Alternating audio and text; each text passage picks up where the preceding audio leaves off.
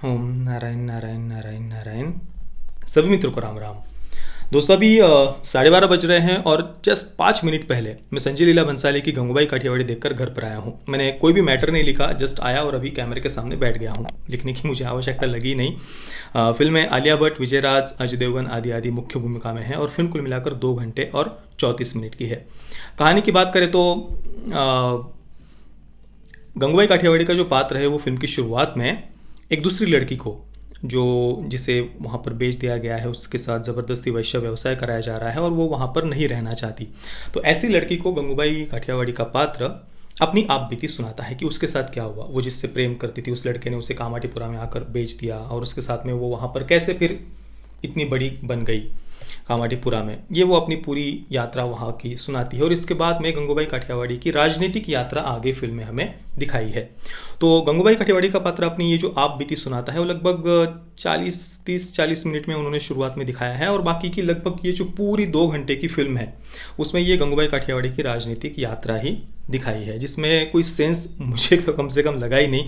ये पूरी फिल्म देखने के बाद सबसे पहले हमारे मन में जो प्रश्न आता है वो ये कि भाई आखिर ये फिल्म बनाई क्यों गई, क्या सेंस था इस फिल्म का, क्या तुक था इस फिल्म में।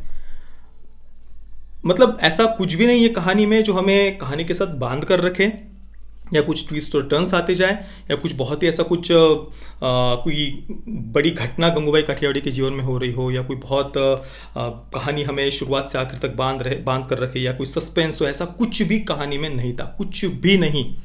जस्ट कहानी चलती जा रही है, उसमें हमारा कोई इंटरेस्ट बन नहीं रहा पर फिर भी चलती जा रही है। हाँ, बाकी संजय लीला भंसाली उनकी फिल्मों की जो एक सबसे खास बात होती है आर्ट डायरेक्शन। मतलब वो इतना सुंदर आर्ट डायरेक्शन होता है कि हर एक फ्रेम, हर एक सीन को आप फ्रेम बनाकर रख सकते हैं। जिस प्रकार से वो लाइटिंग का और कलर्स का यूज़ करते हैं ना भाई, मतलब हर एक सीन को पॉज करके आप स्क्रीनशॉट लेकर रख सकते हैं। इतनी सुंदर फिल्म दिखती है दिखने में। बाकी वो चीज़ी डायलॉग्स वगैरह वो तो सब है ही संजय लीला भंसाली उनकी फिल्मों में जो होती है, वही सब बातें यहाँ पर भी हमें वही देखने को मिलती है। जब अगर हम तांत्रिक दृष्टि की बात करें, पर अगर हम बात करें कहानी की, सबसे पहली बात तो कहानी में कहीं पर भी हमारा इंटरेस्ट बनता नहीं है। कोई ऐसा कोई उद्देश्य भी एक उद्देश्य है वो मैं आगे आपको बताऊंगा, पर कहानी में हमारा इंटरेस्ट नहीं बनता है और कोई सेंस ही नहीं था, पूरी फिल्म में ही कोई सेंस नहीं था।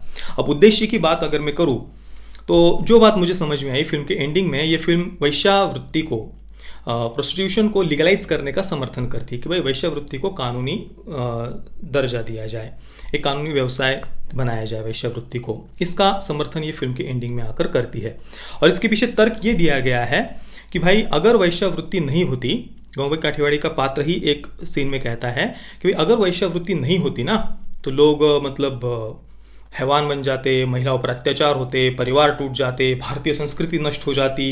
वैश्यावृत्ति के कारण ये सारी बातें नहीं होती है। सबसे पहली बात तो अगर इस फिल्म के जो मेकर्स हैं उन्हें वैश्या मतलब लोगों के घर ना टूटे, या लोग हवस के पीछे पागल ना हो, काम वासना के पीछे पागल ना हो, इसकी अगर इतनी ही चिंता है ना अगर इस फिल्म के मेकर्स को, तो सबसे पहले तो भाई बच्चों को बचपन से ही अच्छे संस्कार देना, संतों के सत्संग में लेकर के जाना, ताकि अपनी मन की इच्छाओं पर, वासनाओं पर, मन पर, इंद्रियों पर नियंत्रण रखना वो बचपन से ही सीख सके, ताकि वो गलत मार्ग में ना जाए।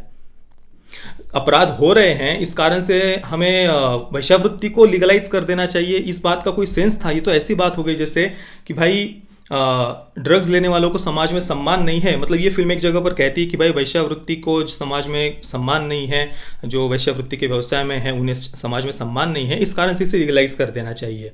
और ये एक तर्क देती है फिल्म कि भाई सम्मान नहीं है वैश्यावृत्ति के व्यवसाय करने वालों को, इस कारण से लीगलाइज करना चाहिए। और दूसरा, ये अपराध वगैरह महिलाओं पर बढ़ते हैं, परिवार टूटते हैं, इस कारण से वैश्यावृत्ति को लीगलाइज करना चाहिए। ये दो तर्क ये फिल्म देती है।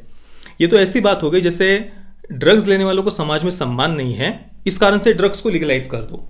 भाई ठीक है, सबको समाज में सम्मान से रहने का अधिकार है, ये बात बिल्कुल सही है। हमारे महाराष्ट्र में अगर आप देखेंगे संत कान्होपात्रा जी, भगवान विट्ठल जो महाराष्ट्र के सभी हिंदुओं के एक आराध्य दैवत है, भगवान विट्ठल, पंढरपुर आपने सुना ही होगा पंढरपुर के बारे में। तो सबसे पहले जब हम भगवान विट्ठल के दर्शन करने के लिए जाते हैं ना, तो सबसे पहले भगवान विट्ठल के भी दर्शन करने से पहले संत कान्होपात्रा जी का हम दर्शन लेते हैं। उनका दर्शन किए बगैर आप आगे जा ही नहीं सकते। संत कान्होपात्रा जी कौन थी? एक वैश्या की, गणिका की बेटी थी। माँ आदि सब वो कान्होपात्रा जी को भी वैश्य व्यवसाय में डालना चाह रहे थे, पर कान्होपात्रा जी भगवान विट्ठल की भक्ति करती थी। उन्होंने अपने जीवन को उन्नत बनाया, वैश्यावृत्ति में नहीं गई, और इस कारण से उन्हें संत कहा जाता है। संत कानोपात्रा जी के भजन आज भी अगर आप सुनेंगे ना तो ऐसा हृदय द्रवित हो जाता है, भक्ति भाव से भर जाता है। तो अगर किसी का भला करना चाहते हैं तो उनको मतलब किसी को समाज में सम्मान नहीं है इस कारण से उस अपराध को आप लीगलाइज कर दो, इसके पीछे कौन सा सेंस है? ड्रग्स लेने वालों को समाज में सम्मान नहीं इसलिए क्या ड्रग्स को लीगलाइज कर दिया जाए? भाई उन्हें उस दलदल से बाहर निकालो ना, और उन्हें कुछ सम्मान के साथ जीवन जीने के लिए कोई दूसरी आजीविका का साधन दो, या कोई दूसरा मार्ग जीवन जीने का, उन्हें मेहनत पुरुषार्थ करके कोई दूसरा जीवन जीने का मार्ग उनके लिए उपलब्ध करा दो। इसका मतलब ये तो नहीं कि आप प्रोस्टिट्यूशन को, वैश्य व्यवसाय को लीगलाइज कर देंगे। आज यूरोपियन कंट्रीज का जो इकोनॉमी है उसका एक बहुत बड़ा व्यवसाय नाइट क्लब्स से, सेक्स टूरिज्म से, प्रोस्टिट्यूशन से आता है। नाइट क्लब्स, सेक्स टूरिज्म और प्रोस्टिट्यूशन, ये तीनों आज कई सारी यूरोपियन कंट्रीज के इकोनॉमी का एक बहुत बड़ा हिस्सा है। और वहाँ की कई सारी कॉलेज जाने वाली लड़कियाँ, सिंगल मदर्स, वो वैश्यावृत्ति के व्यवसाय में हैं। अलग अलग वेबसाइट्स पर उनके लिए बोली लगाई जाती है और ये लीगलाइज कर दिया गया है प्रोस्टिट्यूशन। तो कई सारी कॉलेज की युवतियाँ, सिंगल मॉम्स वगैरह इस प्रोस्टिट्यूशन में हैं, वैश्यावृत्ति के व्यवसाय में। तो अगर जो वैश्यावृत्ति में है उन्हें सम्मान नहीं मिल रहा, तो क्या और ज़्यादा लोगों को ये इस वैश्यावृत्ति के व्यवसाय में जाने का मार्ग आप खोल देंगे क्या? कानूनी दर्जा देकर या इसे लीगलाइज करके, मतलब और ज़्यादा इस व्यवसाय को आप, जो पहले कम होता था उसे और ज़्यादा बढ़ावा दे दो आप। यही तर्क ये फिल्म कुल मिलाकर फिल्म के अंत में देती है, जो कि बहुत बहुत ज़्यादा हास्यास्पद था। मैंने अभी देखिए 2.5-3 वर्ष पहले प्रसून जोशी, आमिर खान वगैरह कुछ किसी प्रेस कॉन्फ्रेंस में थे, सनी लियोनी के बारे में प्रश्न पूछा गया आमिर खान से, तो उन्होंने हाँ भाई मैं उनका सम्मान करता हूँ वगैरह वगैरह ऐसी कुछ बातें कही। इस पर प्रसून जोशी जी ने कहा कि देखिए हर किसी को सम्मान के साथ जीने का अधिकार है, और उन्होंने अपने पूर्व जीवन में क्या किया है इससे हमें कोई लेना देना नहीं होना चाहिए। पर इसका मतलब ऐसा नहीं है कि आप पॉर्न को, जो पॉर्न इंडस्ट्री है उसे आप सम्मान देने लग जाए, या पॉर्न इंडस्ट्री को आप बढ़ावा देने लग जाए। उस इंडस्ट्री को हमें सम्मान देने की आवश्यकता नहीं है। हाँ, अगर सनी लियोनी ने अपने पूर्व जीवन को छोड़ दिया है तो बिल्कुल हमें उन्होंने पहले जीवन में क्या किया हुआ इस पर ध्यान नहीं देना चाहिए।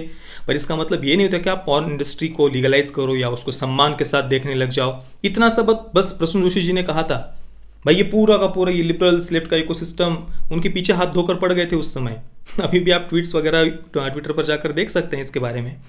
ये फिल्म भी लगभग वैसा ही तर्क देने का प्रयास करती है, जो कि केवल और केवल हास्यास्पद था। कुल मिलाकर फिल्म टेक्निकली वेल मेड है, दिखने में विजुअली फिल्म बहुत बहुत ज़्यादा सुंदर है। किसी भी सीन को पॉज करके आप उसकी फ्रेम बनाकर रख सकते हैं, इतनी सुंदर है। बाकी परफॉर्मेंसेस भी जो सहायक कलाकार थे उनके अच्छे ही थे।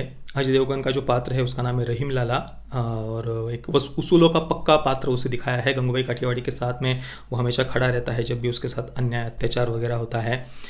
इसके अलावा एक टेलर का कैरेक्टर है गंगूबाई काठियावाड़ी का, लव इंटरेस्ट एक प्रकार से उसे दिखाया है। वो आयु से काफ़ी छोटा है हालांकि गंगूबाई काठियावाड़ी से, जिस प्रकार से वो दिख रहा था, और उनकी लव स्टोरी देखने में भी काफ़ी वियर्ड थी। उस कैरेक्टर का नाम अफसान था। अफसान और गंगूबाई काठियावाड़ी की ये लव स्टोरी उन्होंने दिखाई, जो बड़ी ही मुझे कम से कम वियर्ड लगी। बाकी विजय राज उनकी एक्टिंग बढ़िया ही थी। और आलिया भट्ट की बात करें तो देखिए उनका वो हमेशा से ही हर फिल्म में, जैसे वो नाक से आवाज़ निकाल कर, मैं तो आवाज़ निकाल भी नहीं पाऊंगा वो कैसी होती है, उस प्रकार से नाक से आवाज़ निकाल कर वो पूरी फिल्म में बात कर रही है। किसी को उनकी एक्टिंग पसंद आ सकती है, किसी को नहीं आ सकती पसंद, पर ओवरऑल फिल्म बस दिखने में अच्छी थी। कहानी भी कोई खास ऐसी एंगेजिंग, खास क्या कहानी बिल्कुल भी एंगेजिंग नहीं थी। मैं गंगूबाई काठियावाड़ी को दूंगा 2 आउट ऑफ 10 स्टार्स। बस दिखने में अच्छी थी इस कारण से। पेरेंटल गाइडेंस की बात करें तो सेंसर बोर्ड ने फिल्म को यूएस सर्टिफिकेट दिया हुआ है, और फिल्म में कोई ऐसी न्यूडिटी वगैरह नहीं थी और कोई वायलेंस भी नहीं है। तो दोस्तों ये था मेरा अनुभव। बाकी आपने अगर इस फिल्म को देख लिया है गलती से, तो आपका एक्सपीरियंस कैसा रहा मुझे अपने कमेंट में अवश्य बताना। ये वीडियो देखने के लिए आप सभी मित्रों का बहुत बहुत धन्यवाद। जय श्री राम, वंदे मातरम।